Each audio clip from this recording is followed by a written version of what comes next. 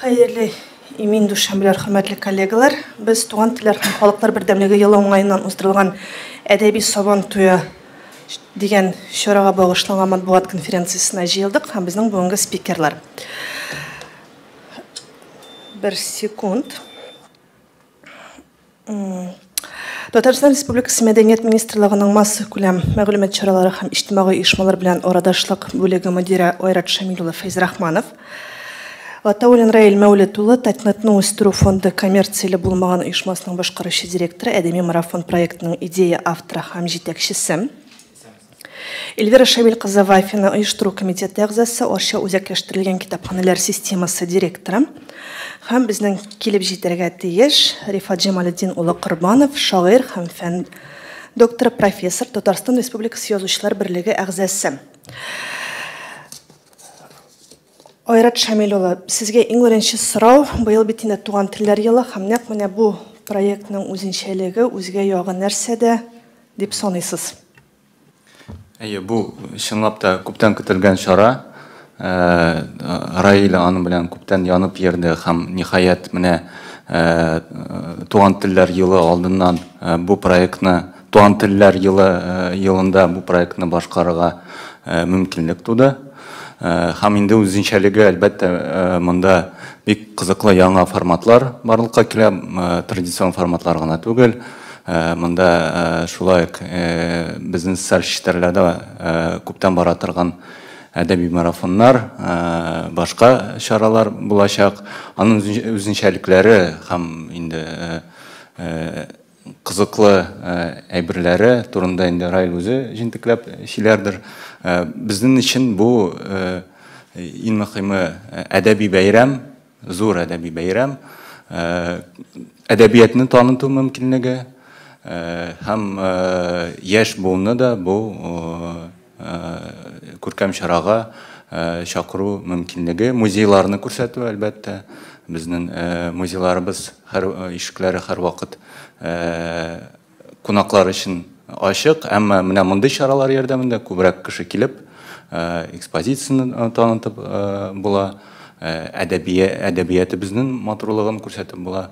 Шуңа күрә бу чара бары тик сабан туй гына түгел, әдәбиятны һәм музейларны таныту мөмкинлеге булып тора. Рәхмәт сезгә. Раил, төп сорау инде сезгә. Гомумән, әдәби марафон ул 2017 елда старт алган проект. Ни өчен әдәби сабан туе беренче мәртәбә һәм гомумән Татарда бит инде бөтен нәрсәне хәзер сабан туе белән атау шундый гадәте кирде. Ни өчен әдәби сабан туе дип атарга булдыгыз әлеге проектны?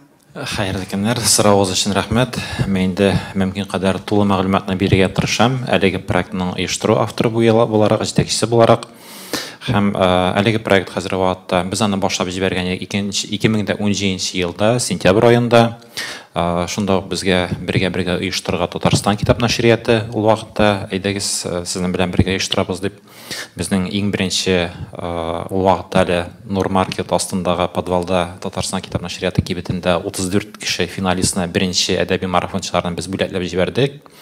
Аннары 60лап кеше, аннары 120, 300, менә хәзер вакытта 2000-нән артык кеше әгәр дә төгәл булсак, менә быел 13-нче, 14-нче, 15-нче, 16-нче әдәби марафоннарда январь, апрель һәм июль аенда 2704 кеше катнашкан, аннан 500-дән артык бала хәзер вакытта яшьләрдә шактый өлешен алып тора. Төгәлрәк мәгълүматларны без инде Татнетны үстерү фондының сайтына куябыз. Төгәл соннар кирәк булса, аннан карап таба аласыз. Әлеге проектның максаты иң беренче менә әдәби марафон. Ул иң беренче чиратта мөгаен хәтта үсеш проекты дип әйтергә телибез. Милли үсеш проекты. Кайчан үсеш була, кеше үзен үзе камилләштерсә, яхшыртса, белемнәрен арттырса. Кайчан белемне арттырып була, ул ниндидер мәгълүмат алса. Төп мәгълүмат безнең китапларда. Һәм әлбәттә biz әйтәбез туган тел, татар теле һәм башка телләр югала бара дип, аны сакларга кирәк дип. Һәм нәкъ менә әдәби телдә сөйләшеп, аралашып, укып, үзебезнең тел байлыгын арттырырга мөмкин. Һәм инде бары тик шушы чиратта гына безнең телләрне саклап калырга мөмкин. Һәм әлбәттә бу безнең үзебезнең күңелдә ятырга тиеш. Ул безнең нинди гадәткә керергә тиеш. Гадәт формулаша диләр 21 көндә. Инде шундый терминология кирип китте. Һәм 21 көн дәвамында әдәби марафон проектында катнашучы безнең кулына китап алып укырга тиеш. Һәм шушы укыган әдәби әсәрләрдән biz аны инде менә Татмедиа белән бергә эшләп киттек. Анда әдәби журналларында укырга мөмкин. Әдәби журналлардагы әдәби әсәрләрнең Казан утлары, безнең Мирас, Идел әлбәттә, безнең иң беренче башлап җибәрдек. Сезгә рәхмәт әйтәс килә. Менә безнең әдәби марафончылар арасында татар журналларын укучылар да бар. Һәм кешеләр саны әкрен-әкрен арта бара. Ни өчен? Чөнки әлеге кызыклы китаплардан кызыклы үсекләрне урнаштырырга кирәк үзенең аккаунтында, социаль челтәрләрдә. Социаль челтәрләрдә һәрберсенең үзенең ким дигәндә йөзләгән дусты була. Алар да кызыксынып кирип китеп, шушы вирус эффекты белән бөтен кеше шушы татарча китаплар укуга тартылалар. Күңелләре бирелә һәм инде бер китап эченә кирип киткәч, аннан чыгып китә булмый. Шул рәвештә бик күп әти-әниләрне рәхмәт әйткәннәр бар. Безнең балаларыбыз яңадан өйдә гаиләдә татарча сөйләшә башладылар. Аларның тел байлыгы артты. Без гаиләдә татарча сөйләшәбез дигән шуңа күрә бу әдәби марафон шулай ук әле туган телләрне саклау проекты да булып тора. 2019 елда менә Мәдәният министрлыгы безне юллады. Алардан бергә рөхсәт алып, без бардык Пермдә һәм лидеры НКО дигән конкурста әдәби марафон проектын яклап, мин әлеге проект белән Россия күләмендә беренче урын алып кайттым. Ягъни әлеге проектны хәзерге вакытта Россия күләмендә башка милләтләрдә белә дигән сүз. Кешеләр саны арта бара. Biz аны әгәр дә башта Нурмаркетның шы кичкенә генә кибетендә башлап җибәргән булсак, хәзер инде аннары әкренләп Лаешта үткәрдек, аннары Уникста үткәрдек, соңгы икесе Пирамидада үтте. Хәзер Пирамидада аның кадәр 2000-нән артык кешене сыйдыру мөмкинлеге юк. Тагын бер вариант безнең Илһам Шакиров залы киләчәктә, ул Казан Экспода. Һәм әлбәттә шундый татар әдәби проекты стадионнар җыю сәләтенә ия дип уйлыйбыз. Безнең быел Татарстан Республикасында туган телләр һәм халыклар дуслыгы елы. Шулай безнең бөек шагыйребез Габдулла Тукайның тууына 135 ел. Ул инде безнең арча ягыннан, шуңа күрә без иң беренче әдәби Сабан туен нәкъ менә Арча районында шушы стадионда башлап җибәргә дип сөештек. Аны Арча халкы, Арча хакимияте Илшат әфәнде Нуриев, аның командасы, бөтен әдәби марафонда катнашкан Арча кешеләре бик хуплап каршы алдылар.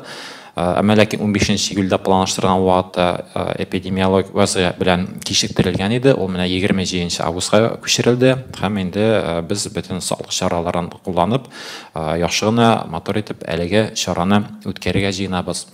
Программа кысаларын тагын өстәмә сорауда әйтеп китермен. Монда әлбәттә ни өчен Сабан туе? Сабан туе тагын бер вариант җыен дип әйтергә мөмкин. Әдәби җыен дип тә исем кушырга булыр иде. Әмма ләкин безнең әдәби Сабан туе дип кирип китте. Кырышлары биткәчтән шулай халык җыелып бәйрәм итә торган булган. Инде әдәби күбрәк китапларны укыйлар мәктәпләрдә. Кайбер кешеләр мәктәптән чыккач кулына китап алып тотмаган кешеләр дә бар, кысганча каршы.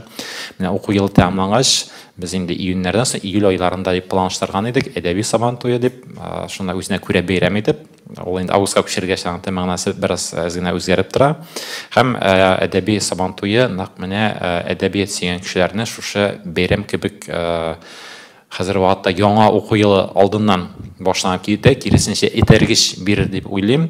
Кешеләр кулларына китап алып, балаларына түгел, өлкәннәр дә, яшьләр дә, һәркем дә үзләренең тел байлыкларын, белемнәрен, дөнья карашларын киңәйтерләр һәм менә бу үзенә бер этәргеч булып торыр дип уйлыйбыз. Һәм Арча ягы бик бай безнең музейларга, безнең анда Габдулла Тукайның музее бар Кырлайда, безнең Куштавыш музее бар, безнең Гөберчәктә Мөхәммәд Маһдиев музее бар, безнең Арчаның үзендә Казан арты музее бар, Әлифба музее бар. Алар турында арчалылар әйтермен, инде аларның сүзләрен алмыйм. Менә ерактан килгән әдәби марафончылар өчен без инде шушы музейларны да күрергә мөмкинлек тудырабыз дип ышанабыз. Моннан тыш әдәби Сабан туе ул шулай ук спорт уеннары белән дә бәйле. Безнең шулай ук Сәламәт иртә дигән үз-үзеш проекты бар. Әлеге проект Татнефтьтәге Татнефть хәйрия фондының грантында алган иде. Без әлеге грант буенча хәзер вакытта заказ бирдек. Менә һәр чәршәмбе көнне кайтып җитәчәк менә дигән яхшы футболкалар, бейсболкалар. Без инде шул рәвешле сәламәт яшәү рәвешендә танытырга тырышабыз. Ягъни кешенең күңеле дә, тәне дә, рухы да бөтенесе дә камил булырга тиеш, үсәргә тиеш. Шул рәвешле без инде халыкны әкренләп үстерә барга, камилләштерергә тырышабыз. Шундый планнарыбыз бар. Кыскача гына шулар программасы буенча тагын әле сөйләп әйтеп китермен. Рәхмәт.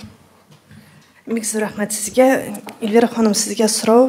Аша җирлегендә уза торган беренче әдәби сабантуена ничә кеше килер дип көтәсез һәм килгән кунаклар кая килергә, теркелергәме, я булмаса нинди булса процедура узарга тиешләрме? Шул хакта кыскача гына. Хәерле көннәр.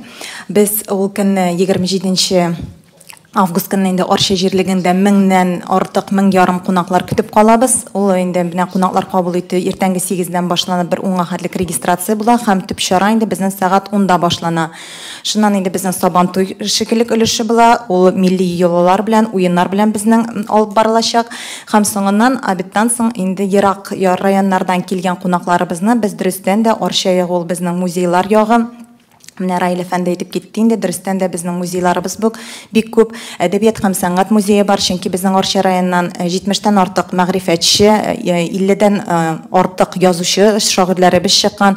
Халык язучылары Мөхәммәд Мәгъдиев, Гомәр Баширов, Гариф Ахунов, бик шагыйребез Габдулла Тукайның бездә туып үсүләре дә менә әдәби сабантуенда безгә Арчага алып килүе беренче тапкыр юкка гына түгелдер. Һәм инде менә безнең күптән түгел генә шимбә көнне әле Арчада тагын бер музей ачылды. Ул безнең Галиаскар Камал исемендәге музей секретарь, менә ансын программага керттербезме, юкмы сөйләшеп бетерербез. Мин алдан ук якын тирә районнардан гафу үтенәм, чөнки эпидемик сәбәпләр аркасында без якын тирәләрне алар безгә башка көнне килеп китә алалар автобуслар белән инде. Әгәр дә әйтәләр, аларда шул ук программа күрсәтә алабыз. Ерактан килүчеләрне инде килгән килеш музейларны күрсәтеп, шуңар күрә якын тирәләр безгә ачуланып калмасын, ничә безгә күрсәтмәделәр дип, аларны башка көннәрне башка вакытта көтеп калырбыз дип. Программага килгәндә инде шул үзебезнең традицияларны менә дөрестән дә әдәбиятны сөюче, китап укырга яратучы укучыларыбыз өчен бу бик зур әдәби бәйрәм булып кала. Шуңар күрә чөнки бит андый чаралар бүгенге көндә җәмгыятебездә кызганычка каршы бик әс үткәрелә һәм бит менә әдәби марафон проекты сез әйтеп киттегез 2017 елда башланып килә. Бу дөрестән дә менә китапка мәхәббәт уяту тәрбиясенең бер төре булып тора һәм инде менә аның беренче йомгаклау өлеше дип әйтик, әдәби сабантуй Арча җирлегендә булачагыбызга без шиксез шатбыз. Безнең өчен ул бик зур җаваплылык һәм сезне дөрестән дә матур бергәләшеп, бердәмләшеп бер зур бәйрәмгә чакырып калабыз. Шуннан бөтенебез бергәләшеп үткәрербез дип көтеп калабыз. Бик зур рәхмәт сезгә. Рифат әфәнде, сезгә сорау менә бу 2017 елда ук старт алган әдәби марафонда күпме язучы катнашты һәм әлеге әдәби сабантуенда язучылар берлегендә әгъза булып торучылар саны бик күп бит инде алар. Менә ничәсе аларның әлеге сабантуенда катнашар икән?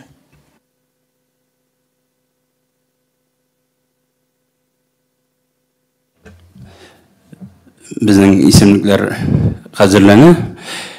Хәтта исемлектә түгел, бу безнең өчен гаять зур бәйрәм дип әйтер идем. Чөнки әдәби сабантуй нигезендә нәрсә ята? Әдәбият ята. Әдәбиятта кем эшче, ул язучылар. Без моңа бик шат һәм язучылар монда актив катнашырлар дип уйлыйбыз. Ул бераз транспорт мәсьәләләре булырга мөмкин. Билгеле, бик актив катнашырбыз дип уйлыйбыз. Без анда ниндидер хәзерлекләр дә үткәрдек, үзебезнең флагларны да хәзерләдек, флагштыкларны да, пресволлар, башкалар һәм билгеле язучылардан башка әдәби сабантуй хәтта ул сәйер булыр иде язучылардан башка үсә. Шуңа күрә без актив катнашырга җыенабыз. Бүгенге көндә Ркаил Зайдулла безнең рәисебез Башкортстанда татар шигърияте көннәре белән йөри. Шуңа күрә ул иртәгә кайтып җитәргә тиеш. Biz инде конкретно бу мәсьәлә белән шөгыльләнә башлаячакбыз түгел, төгәлләрбез, наверное. Бик зур рәхмәт, хөрмәтле коллегалар, сезнең сораулар рәхим итеп. Әйе, рәхмәт. Әдәбият кызыклы булыр дип уйлыйм. Әдәби Сабан туеның программасы гади Сабан туеннан ничек аерыла? Сабан туеның төп бәйгесе бит инде ул көрәш, әдәби Сабан туеның төп бәйгесе ул әдәби көрәш булачак. Ул 2 этаптан тора, аның беренче этабы инде үтте. Ул онлайн форматта үтте. Онлайн форматта без нинди ничек катнашырга тиеш иде? Әдәби көрәштә бара тик әдәби марафончылар гына катнаша. Ягъни менә быел кемнәр әдәби марафонда катнашты? Алар әдәби көрәшкә дә керә алалар иде. Бу инде иң беренче шушы әдәби көрәшкә үтүнең бер шарты. Без 40-тан артык кеше арасыннан 24 кешене Татарстан Язучылар берлегендә жюри җыелып сайлап алдык. Һәр кешегә матур итеп, сәнгатьле итеп, шундай яхшы итеп, татар телендә шигырь укырга кирәк иде, яттан сөйләргә кирәк иде. Һәм инде аларның интонациясына, басымына карап, ничек сөйләвенә карап, ничек мәгънәне халыкка ирештерә алуына карап, безнең жюри әгъзалары Язучылар союзында аларның фикерләрен мин дә ихтирам итәм. Менә без 24 финалистны билгеләдек. Аларның исемлеге Татнат фондының Instagram аккаунтында инде урнаштырылган. Менә бу 24 кеше әдәби көрәшкә киләләр. Без инде көрәштә кебек жирәбә анда аркан тотышыпмы, жирәбә кем белән чыгыш ясаячак булачак. Безнең хөкемдарларыбыз була. Хөкемдарларыбыз әлбәттә алар язучылар, мөхтәрәм язучылар. Без инде планлаштырган менә Аркай абый, Зайдулла, Серап Александрова, Рифат абый белән бергә җыелышта планлаштырдык. Ул Галимҗан абый Гыйльманов, Соня Әхмәтҗанова, Илфар Ибраһимовлар булыр дип уйлыйбыз. Безнең икешәр кеше чыгачаклар хөкемдарлар алдында. Һәм шулай ук сәнгатьле яттан матур итеп әзерләнеп килергә тиеш булар 3-4 куплетлы шигырьләр. Халык алдына чыгыш ясауны карап, бу инде сәхнәдә булачак, өстә, шуның микрофон янында, бөтен стадионда. Һәм каушамыйча матур итеп бөтен күңелне биреп чыгыш ясарга кирәк була. Әгәр дә безнең 2 әдәби көрәшчедә бер тирә чыгыш ясаса, ул вакытта гадәттә көрәшкә сөлге тотып чыгалар, әдәби көрәшкә тотып чыгалар шигырь китаплары, шигырь җыентыклары. Һәм инде көндәшләр бер-берсенә бирергә тиеш булалар әзерләп килгән шигырьне, шигырь китабыннан. Һәм аны беренче карауга ук, укымыйча иң беренче шунда укуда ук сәнгатьле итеп, матур итеп яттан укырга тиеш була. Әдәби әсәрләрне күп укыган, чынлап та аны бөтен җан тәне белән шулай әдәбиятны яраткан кешеләр генә беренче укуда шулай матур итеп, сәнгатьле итеп, әлеге шигырьне укый алар дип уйлыйбыз. Һәм инде безнең 24 кешедән 12, 12дән 6, 6 кешедән 3 кеше калыр дип уйлыйбыз. Һәм 3 кеше арасында абсолют батыр билгеләнәчәк. Абсолют батырны билгеләүдә Аркай Зайдулла, Язучылар берлеге рәисе катнашыр дип уйлыйбыз шулай ук. Һәм инде без менә әлегә сер итеп нишәбез, ул тәкә булырмы абсолют батырга, башка бүләкме?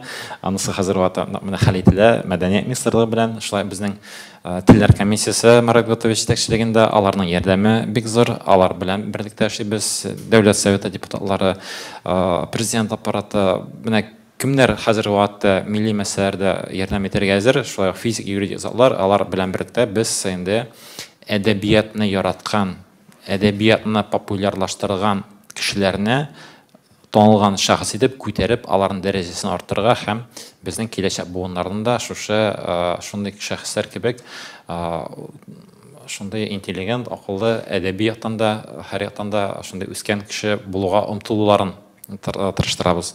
Безнең башка төбәкләрдән Татарстаннан гына түгел, бик күп 10га якын башка Россия төбәкләреннән катнашчы булды, 4 илдән катнашчы булды, Бельгиядән, Төркиядән, Австралиядән. Бельгия, Төркия, Австралия, Германия дип хәтердә, 4 илдән. Башкортстаннан катнашчылар бармы? Башкортстан чит илдәге Башкортстаннан катнашчылар бар. Башкортстан, Киров, Санкт-Петербург, Омск өлкәләре, алар иң актив катнашчыларның берселәре. Менә шунда әдәби көрәш һәм инде әлбәттә башка уеннар да алар әдәби характерда була. Мәсәлән, шул Шүлмәк ватырга чыга икән, Шүлмәк эчендә анда шулай ук берәр нинди гади генә, җайлы гына, күңелле генә әдәби бирем булачак. Шүлмәк ваткан кеше әле шулай ук әдәбият өлкәсендә дә Шүлмәккә туры кидерү генә түгел, шулай ук әдәбиятны да яратырга тиеш булачак. Менә шундай әдәби мөмкинлекләр булачак. Һәм безнең бик актив катнашкан районнар була. Иң актив әлбәттә әдәби марафоннарның тантаналары ул иң актив катнашкан районнарны, шундый шәхесләрне бүләкләү. Біздің ең актив районы ол Соба районы. Хәзерге вакытта инде соңгы 2 елда беренчелекне башка беркемгә дә бирмичә тора. Кубок быел аларга тапшырылачак, без кубок тапшырачакбыз. Һәм әлбәттә, менә иң актив 4 район арасында без волейбол турниры үткәрергә җыенабыз Арчада. Шулай иң бүләкләргә килергә җыеналар хәзерге вакытта. Шулай ук Владимир Леонов, спорт министры, шулай ук әлеге проект белән кысасында шәхсән үзем килермен, бәлки әле 20-дә дип шундый сүз бирде, әле тәгаен түгел, менә бу мәсьәләләр хәл ителер. Без инде сәламәт яшәү рәвешен популярлаштырган кешеләрне дә әлеге әдәби Сабантуй кысаларында шундый финал йөгерүе үткәреп, аларның җиңүчеләрен тәбрикләргә җыенабыз. Һәм тагын бер безнең проектыбыз иде, ул авылым гүзәллеге дигән проект. Анда шулай ук үзенең туган авылларын интернет селтәрендә таныткан шәхесләрне, иң активларын без инде шу зур җитәкчелек шулай бүләкләр дигән планда бар. Менә әдәби Сабантуй программасы шушысы, һәм инде ул саат 10-нан 3-кә кадәр барса, саат 3-нең икенче яртысында ерактан килгән, төбәктән килгән кешеләр, алар безнең шушы Татарстан Республикасының Арча районы музейларында кунакта булып, тагын да күбрәк илһам, мәгълүмат алып кайтып китерләр дип уйлыйбыз. Программа чынында бик тыгыз һәм бик кызыклы. Хөрмәтле коллегалар, сорауларыгыз булса рәхим итеп, Дания. Хәерле көн, Шәһри Казан, Дания. Менә үткәннәргә кайтып һәм һәм киләчәктә булачак әдәби Сабантуй буенча соравым бар иде. Барлык катнашучылар да яңаклау чараларына киләләр булып чыгам инде сезнең. Яки белән инде алар арасыннан иңнәрен сайлап алалармы башта шулай ук пирамидага чакырганда әдәби Сабантуйга. Беренче сорау шул. Икенчесе, менә киләчәктә дә дәвам итәргә уйлыйсызмы бу әдәби марафонда? Һәм нинди яңалыклар кертәләр дип уйлыйсыз? Өченче соравым, Казаннан беренди автобуслар оештырыламы яки һәркем үзе барачак Арчага? Рәхмәт. Зур рәхмәт сораугыз өчен. Шәһри Казан шулай бик актив, безнең белән ярдәмләшеп аралашып торалар. Зур рәхмәт сезгә. Безнең иң беренче сорау ул бөтен кешеләр чакырыламы дип. Әлбәттә, финалга үткән һәркемне без чакырабыз. Чакырулар инде урнаштырылды, чакыру хаты. Әмма дә ләкин кемнәр килә алмый, кем үзен начар хис итә, сәламәтлеге ягына һәм башка, без аларны чарага килүдән тоткарлануларын сорыйбыз. Инде бер-беребезгә зыян китермәсен өчен. Шуңа күрә анда бөтен кеше дә килә алмаячак.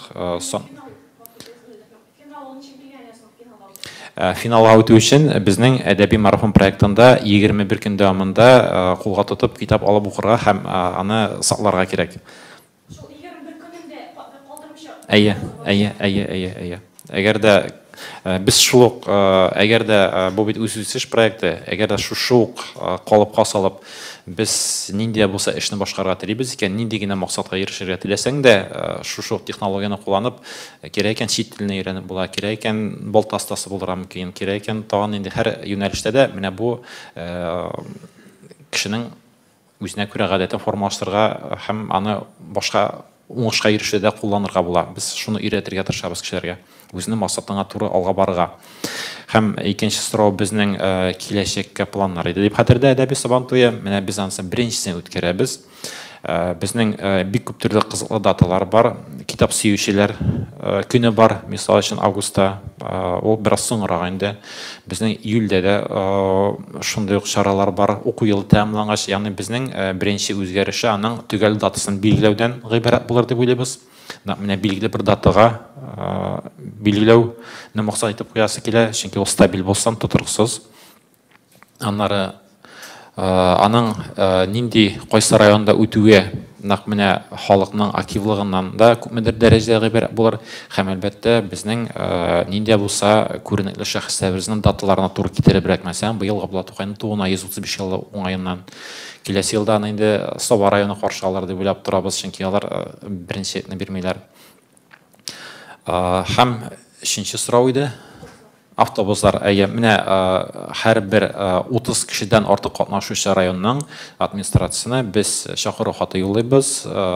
Шәхсән шушы районның җитәкчелегендә үзенең халкы белән бергә шушы тантанада катнашырга сорыйбыз һәм инде әлбәттә бу кешеләрне транспорт белән тәэмин итүне бердән-бер безнең менә Казанны хәл ителмәгән, хат инде әзерләнгән. Бүген иртәгә түгел, бүген без инде бу мәсьәләдә төгәл җавапны белербез дип уйлыйм. Хәзер вакытта әлегә менә бөтен башка районнар инде хатларны алдылар, хәл ителә. Һәрбер районнан безнең җаваплы кешеләребез бар. Бу хатларны без аларга да копияларын бирәбез, контрольдә тоту өчен. Казан шәһәре буенча әлегә менә иртәгә җавап бирәмен. Хәл ителгән очракта Казаннан каян автобус китәчәк, ягъни безнең коллегаларга, безнең туры эфирдә караучылар каян килеп әдәби Сабантуйга утырып китә алачак? Мөгаен аның якын шушы министрлыгы татар конгрессы шушы тирәләрдә Азатлык мәйданыннан кузгалып китә торган булса, мөгаен ул иң дөрес вариант булыр дип уйлыйм. Рәхмәт, исеме дә бик уңайлы, миңа калса кузгалып Бер китә. тулы автобус безнең инде язучылар килә ала берсе. Я бу маса язучылар берлегенә килеп, бәлки анда урыннар булыр. Бер вариант шул язучылар союзына китәргә шунда ук. Рәхмәт, тагын сораулар. Бер сүз. Әйе, Әлбәттә, киләсе елларны да бу күркәм бәйрәм дәвам итәчәк дип мәгълүмат килә. Казан арты бу мөмкинлекләрне ычкындырмас дип өметләнәбез, чөнки Казан артыннан башланды, Казан артында безнең әдәби телебезнең иң күркәм урыны. Шуңа күрә Казан артының байлыгы, әдәби байлыгы, музей байлыгы, тарих байлыгы зур, карап бетергесез. Шуңа күрә һәрбер менә бу әдәби сабантуйлар, әдәби бәйрәмнәр бу тарихларыбызны, әдәбият матурлыгын һаман да ачып барыр. Һаман йөрсәң дә менә бу якларга яңадан аларны ачасың, инде Кушлавыч булсынмы, Кырлай булсынмы, киләсен, яңадан киләсен, әмма аның яңалыгы, матурлыгы һәр вакыт бар. Шуңа күрә Арчада инде уннан артык яки күбрәк булган кешеләр дә монда килегез, чөнки яңа форматлар, кызыклы форматлар, яңа мәгълүмат сезне көтә. Арчаның үз яшәүчеләре дә күбрәк килсен, Казан арты яшәүчеләре килсен, Казан халкы килсен, бу бәйрәм гөрләп торсын дигән теләктә. Сорауга җавапны әле өстәсәң ярыймы? Менә тагын инде үзгәрешләр дигән. Хәзер вакытта минем күңелне тырнап йөргән бер нәкъ менә безнең киләчәгебез, балаларның, яшүсмерләрнең татар телендә әдәби әсәрләр укуларын безнең җәй көне, безнең әдәби марафон бит инде ул квартал саен үткәрелә. Җәй көне нәкъ менә 18 яшькә балалар һәм яшүсмерләр өчен. Аның тантанасын да, уздыруын да ничектер тагын да югарырак дәрәҗәгә күтәрәсе килә һәм әдәбиятны сөйгән балаларны тагын да үсендерәсе, аларны тагын да рухландырырга теләк бар. Менә ниндидер үзгәреш, нәкъ менә яшүсмерләргә, балаларга карата булырга мөмкин киләсе әдәби марафоннарда. Рәхмәт, Шулпанның сорауы бар дип күрдем. Әйе, рәхмәт. Сорауыма Раил җавап бирде. Инде миндә нәкъ шул сорау, миндә сез зурлар арасында инде бер татар әдәбияты яратучылар секциясе ясадыгыз. Инде балаларга да кермисезме, балаларны да мәйданга алмыйсызмы дип әйтмәкче. 18 яшьтән түгел, 18 яшьтә бик авыр инде китап укыту. Менә кечкенә балаларны, башлангычлар, алар бит инде аларны тыңлатырга мөмкин әле. Бар, менә әйтәм бит шушы бер юнәлеш. Мәсәлән, миллион татар журналын бит инде әдәби марафончыларга чыгарабыз. Аның икенче санында Буа районыннан, Аксу авылыннан Алина Сәмитова исемле кыз, 12 яшьлек кенә. Ул 19 елда ахрысы бер үзе генә катнашты Буадан, бер бала гына. Һәм инде 20 елга 47 кешене бер үзе бөтен Буа районын күтәрде. Ягъни яшьләр арасында да шундый актив кешеләр бар. Ул кайда безнең Идел яшьләр үзәгендә кайда нинди әдәби конкурсларда катнаша башлады, тагын җиңә башлады. Бик күп балалар безнең шушы конкурстан соң максат куярга өйрәнделәр һәм 3-тегә укучылар 4-тегә укый башлады, 4-тегә укучылар 5-тегә укый башладылар. Ягъни балаларның уку сыйфатына да бик тәэсир итте. Аны апас халкы бик рәхмәтле, анда балалар бик күп менә катнашалар. Буадан шулай катнашучылар күбәйде, Казаннан. Гыбаева Сөмбел мәсәлән шулай шундый призлы урыннар ала башлады. Тагын да шундый рухланып, аны әнисе дә рухланып. Шуңа күрә менә балаларны шулай үстерүдә, аларны тагын да көчлерәк, белемлерәк итүдә әдәби марафонның өлеше зур булса, без бик шат булар идек. Рәхмәт. Минем тагын шундый бер сорау, Идел яшьләр үзәге темасына кирип киткәч, инде чит төбәкләр бар дидегез, Россиянең 10-нан артык төбәге, алар менә әлеге әдәби Сабан туена киләме, я булмаса ниндер онлайн форматта карый аламы, катнаша аламы, я булмаса теге дистанцион рәвештә генә катнаштылар һәм шул килешкәнә калдылармы? Ничегрәк? Менә аптырашсыз, әбәт менә безнең Казанның үзендәге чарада Казаннан килә алмаучылар бар, әмма менә Омскидан bütün biletlарын алып нетеп, менә шулай итеп bütün делегациясы белән килүчеләр хәзер вата Башкортстан делегациясы килә башлады. Менә Киров районы, Киров өлкәсе, Мамыж районы бик актив катнашты. Алар транспортларын тап хәл итеп бөтенесе бу чараларда киләләр. Һәм без инде бу төбәкләрдән килгән кешеләрне бүләкләрдә Татар конгрессы катнашыр дип ышанабыз. Яисә Данис Шакиров, яисә Васил Әфәнде Шәһразиев менә шундый зур бүләкләрне тапшыруда аларның да катнашы булуын көтәбез. Төбәкләр киләләр, дистанцион килүче 80% төбәкләрдән килә. Biraz bir-ikisi генә кешеләр килә алмыйча калырга мөмкин. Бик актив. Рәхмәт, тагын сорау. Әдәби Сабан туенда сатылу мөмкинлеге белән китап күргәзмәләре дә булачак бит инде. Анда газета, журналларны да Сатабыз.